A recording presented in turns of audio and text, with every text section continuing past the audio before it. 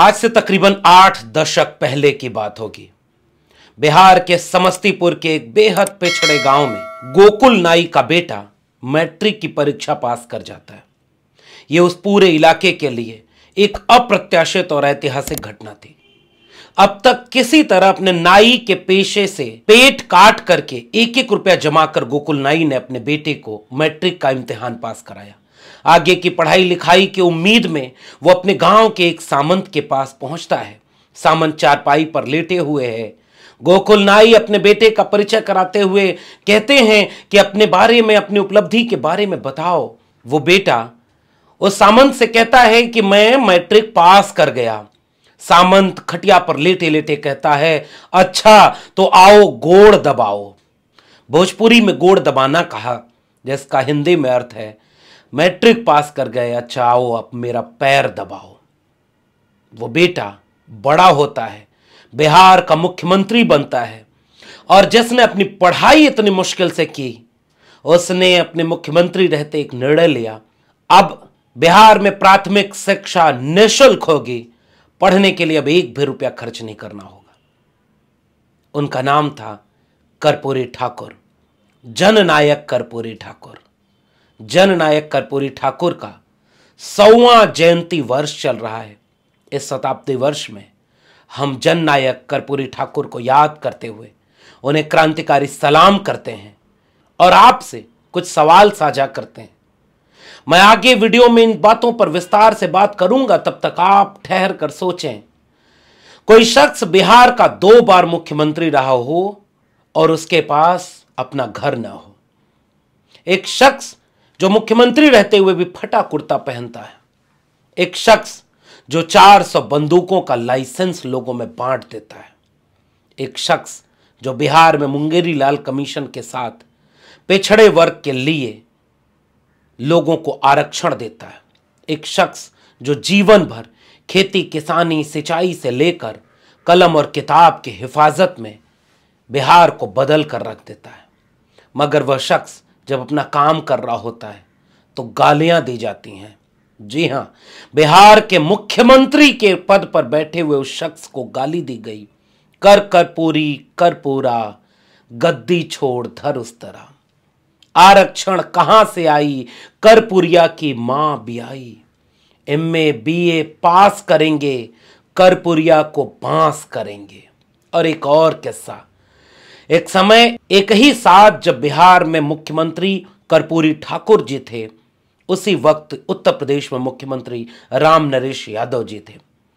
और दिल्ली के उस जमाने के एलीट पढ़े लिखे अंग्रेजी दां ताकतवर लोगों ने एक नारा बनाया, दिल्ली से चमड़ा भेजा संदेश, बार बनावे कर्पूरी और भैंस चरावे राम नरेश।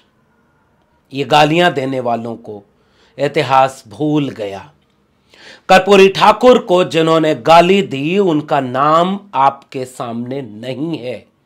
हालांकि साजिश के तहत उन लोगों के नाम नहीं आते, क्योंकि एक ख्याल है, एक विचार है जो गालियों तक जाता है, मगर इतिहास में वो दर्ज नहीं है। और आज कर्पूरी ठाकुर उन गालियों को सुनते सहते एक नाई का बेटा भारत रत्न बन गया है। जननायक कर्पूरी ठाकुर को आज भारत रत्न दे दिया गया है। जननायक इतिहास में दर्ज हैं। जब तक इस मुल्क में गैर बराबरी रहेगी, न्याय की हकदारी की लड़ाई रहेगी, सामाजिक न्याय और समाजवाद जिंदा रहेगा, कर्पूरी ठाकुर एक सितारे की तरह चमकते रहेंगे। जननायक को सलाम। बिहार के समस्तीपुर में 24 जनवरी 1920 को कर्पूरी ठाकुर जी का जन्म हुआ। बिहार के समस्तीपुर के एक बेहद पिछड़े गांव में 24 जनवरी 1924 को कर्पूरी ठाकुर जी का जन्म हुआ। यह 1924 की तारीख उनके मैट्रिक के दस्तावेजों में लिखी हुई है, और कुछ किताबों में मिलता है कि वो 1920 या 22 में पैदा हुए, मगर चूंकि दस्तावेज में 1924 से मिला, इसलिए हम कर्पूरी ठाकुर को 1924 में पैदा मानते हैं और 2024 में उनका 100वां जयंती मना रहे हैं। कर्पूरी ठाकुर को विरासत में कुछ भी नहीं मिला। पिता का नाम जरूर मिला, माँ का नाम जरूर मिला, मगर परिवार के पास और कुछ भी नहीं था जो विरासत में कर्पूरी ठाकुर को वो दे पाते। मगर हाँ, बिहार की सरजमी के पास अपना समाजवादी आंदोलनों का, सामाजिक न्याय के संघर्ष का एक इतिहास था जो विरासत में कर्पूरी ठाकुर को मिला। और कर्पूरी ठाकुर उस समाजवादी और सामाजिक न्यायवादी विरासत से ऐसे लैस हुए कि आज भारत रत्न बनकर भारत भर में जगमगा रहे हैं। दुनिया लोहा मानती है कि कमेरा जाति का एक ऐसा शख्स जिसे विरासत में कुछ भी नहीं मिला, मगर जब वो गया तो विरासत में अपना घर भी छोड़कर नहीं जा पाया। हेमवंती नंदन बहुगुणा कर्पूरी ठाकुर के निधन के बाद जब उनके गांव पहुंचे तो ये देखकर फूट फूट कर रोने लगे कि बिहार का 2 बार का मुख्यमंत्री रहा शख्स, कई बार नेता विरोधी रहा, विधायक रहा, देश का एक सबसे बड़ा समाजवादी नेता रहा शख्स, जब गया तो एक पक्का मकान भी नहीं छोड़ के गया। मकान के सिलसिले में घर का किस्सा कुछ यूं मिलता है कि जब प्रधानमंत्री रहते हुए चौधरी चरण सिंह जी उनके घर गए तो दरवाज़ा इतना छोटा था कि उन्हें सिर में चोट लग गई। वेस्टर्न यूपी की खांटी शैली में उन्होंने कहा, कर्पूरी जरा दरवाजे को ऊंचा तो करवा लो। कर्पूरी ने कहा, जब तक बिहार के गरीबों का घर नहीं बन जाता, मेरा घर बन गया तो उससे क्या होगा। किस्सा आगे बढ़ता है। एक वक्त आता है जिस जनता के लिए कर्पूरी ठाकुर ने गालियां सुनी, काम किया, उन्हीं कर्पूरी ठाकुर को उनके चाहने वालों ने पैसे इकट्ठा करके 50,000 रुपए दिए कि कर्पूरी जी आप इससे घर बनवा लेना। वो पैसा लेकर कर्पूरी ठाकुर गांव में गए और घर बनवाने की बजाय एक स्कूल बनवा दिया। जिस पैसे को उनके लोगों ने घर बनवाने को दिया, उस पैसे से कर्पूरी ठाकुर ने स्कूल बनवा दिया। कर्पूरी होना बहुत मुश्किल है। सदियों में तप कर थोड़े से लोग पैदा होते हैं जो अपने मिजाज और अपने विचार से इंसान से आगे बढ़ करके एक उम्मीद और एक इमोशन बन जाते हैं। कर्पूरी ठाकुर इस देश के लिए एक व्यक्ति नहीं, एक मानसिकता है जो जब भी देश में लूट खसोट का बिजनेस बनेगा, करोड़ों अरबों रुपए अपने दोस्तों को लुटा दिए जाएंगे। एक बार विधायक बन जाने पर लोग कई पीढ़ी के लिए पैसा जुटा लेंगे। ऐसे वक्त में जब भी पीढ़ियां भारत का इतिहास पढ़ेंगी, वो नाज उस कर्पूरी ठाकुर पर करेंगी जिसने समाजवाद के विचार को पढ़ा ही नहीं, उसे जिया भी। कर्पूरी ठाकुर बिहार के 2 बार मुख्यमंत्री रहे, प्रजा सोशलिस्ट पार्टी के सिंबल पर कई बार चुनाव भी लड़ा और बिहार का प्रतिनिधित्व किया। कर्पूरी ठाकुर जब बिहार में नेता विरोधी दल थे तो सबसे ज्यादा सवाल पूरे विधायक रहते और नेता विरोधी दल रहते उन्होंने खेती किसानी पर पूछे और दूसरा शिक्षा के ऊपर पूछा। कलम और किताब की अहमियत एक नाई का बच्चा समझता था, क्योंकि उसकी पीढ़ियां जिस कैंची और उस तरह का हाथ पे इस्तेमाल करके सदियों तक जाने कितनों के बाल काट के उन्हें सजने संवारने के लायक बनाने में खप गईं, उनका बेटा कैंची और उस तरह को छोड़कर कलम और किताब को जब पकड़ा तो उसने ये सुनिश्चित किया कि रहने को घर रहे न रहे, बदन पर कपड़ा अच्छा रहे न रहे, लिबास की चमक थोड़ी कम भी रहे, मगर हाथों में कलम रहे, जुबान पर किताब रहे। आने वाली पीढ़ियों का मुस्तकबिल बदलने के लिए कर्पूरी ठाकुर ने बिहार का इतिहास बदल दिया। कर्पूरी ठाकुर बिहार के ऐसे समाजवादी नेता रहे। फटे कपड़े से एक किस्सा और जुड़ा है कर्पूरी ठाकुर जी का। जब 1977 में कदम कुआं स्थित चरखा समिति भवन में जयप्रकाश नारायण जी का जन्मदिन मनाया जा रहा था, पूर्व प्रधानमंत्री चंद्रशेखर, नानाजी देशमुख समेत देश भर के तमाम नेता जुटे थे। मुख्यमंत्री कर्पूरी ठाकुर फटा कुर्ता, टूटी चप्पल के साथ पहुंचे। एक नेता ने टिप्पणी की कि किसी मुख्यमंत्री के ठीक ढंग से गुजारे के लिए कितना वेतन मिलना चाहिए। सब हंसने लगे।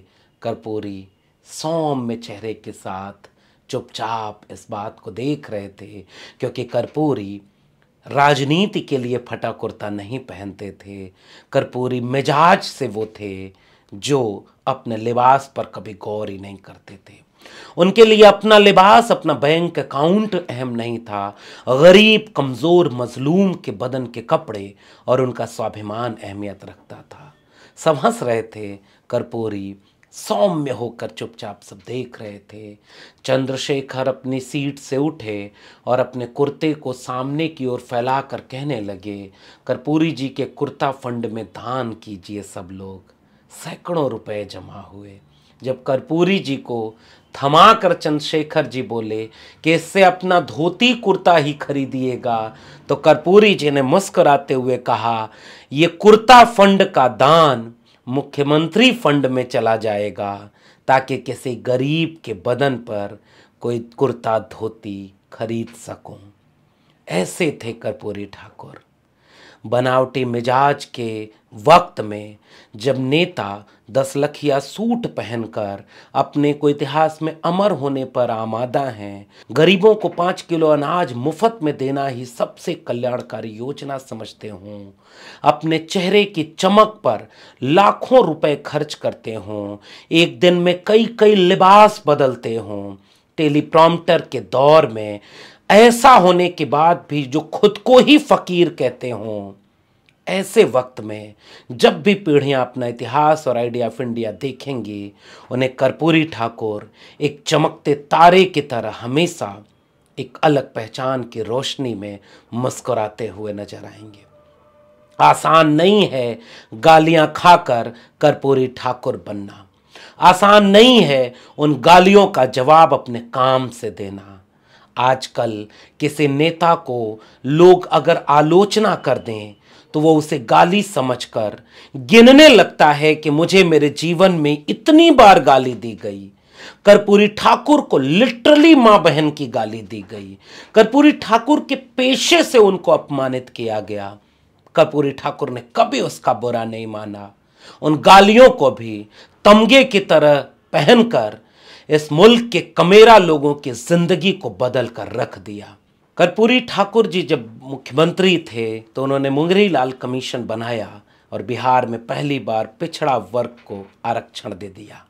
कर्पूरी फार्मूला जिसकी बहुत चर्चा होती है, जबकि कर्पूरी ठाकुर ने गरीब सवर्णों के लिए भी आरक्षण के कोटे को निर्धारित किया था। फिर भी उसी कर्पूरी ठाकुर को गालियां दी गईं। आरक्षण कहां से आई? कर्पूरिया की मां भी आई। इस देश में इस बात का मूल्यांकन करना चाहिए किन नेताओं को ललुआ कहा गया, मुलैमा कहा गया, कर्पूरिया कहा गया, जगदुआ कहा गया, मगर कभी आपको अटलवा, नरेंद्रा, नरसिम्हवा नहीं कहा गया होगा। इस देश में अपमान की भी जाति होती है।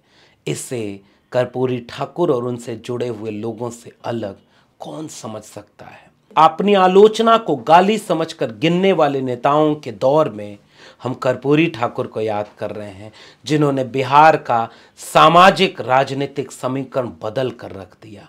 कर्पूरी ठाकुर जब इस दुनिया से रुखसत किए तो उनका बैंक अकाउंट शून्य था।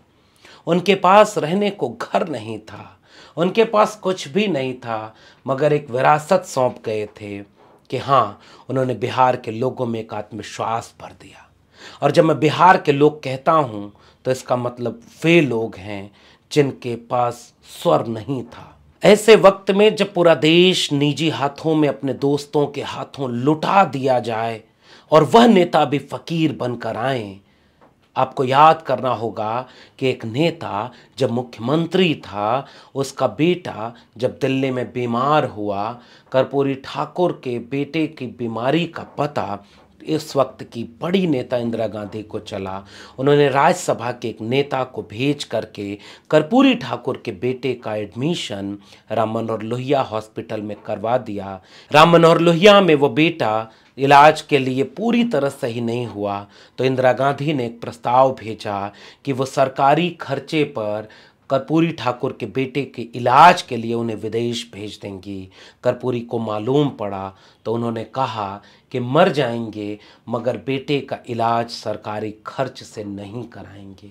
बाद में जयप्रकाश नारायण ने कुछ व्यवस्था करके न्यूजीलैंड भेजकर उनके बेटे का इलाज कराया।